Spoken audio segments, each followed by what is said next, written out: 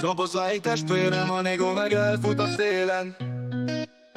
Eddig kupát nyerni kell, nincs a választásunk e téren. Mi még nem alszunk, amíg a harcunk folytatódik Németországban a pályán. Továbbjutás lesz, azt garantálnám, míg nem látszik csalódottság pár játékos arcán. Jegyet nem nyertünk, de mégis mi itthonról szurkolunk, és mi sokan a meccsen vannak, mi itthon millióan vagyunk.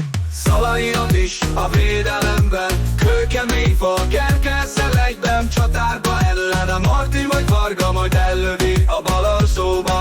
Csak a szurkolás, csak a szurkolás, magyar szív, magyar lélek, támadás. Gyere velünk hát, nyerjük meg végre az EB kupát. Marco Rossi tényleg egy mágus, nem is kérdés, miért nyerünk már most. A többi csapat is csak nézhet, a team meg sem áll, még nem végzett. Azt hiszi a testvér, nincs nálam pia, pedig van nálam kicsi tequila. Ezzel hangolódunk mi a meccsre, aztán majd mindjárt eljön az este. Szalaiat is a védelemben, kőkemény fal, Kerkelszel egyben, csatárba ellen a Martin vagy Varga majd ellövi a bal alsóba.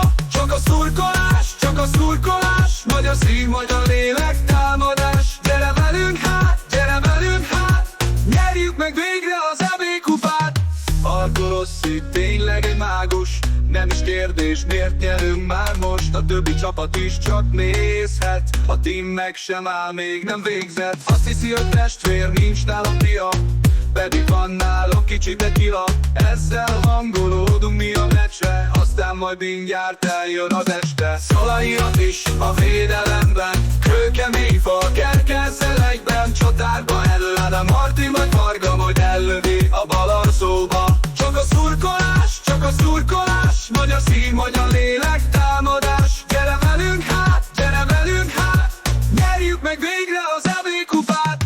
Marco Rossi tényleg egy mágus, nem is kérdés, miért nyerünk már most. A többi csapat is csak nézhet, a team meg sem áll, még nem végzett. Azt hiszi a testvér, nincs nálam pia, pedig van nálam kicsi tequila. Ezzel hangolódunk mi a meccsre, aztán majd mindjárt eljön az este.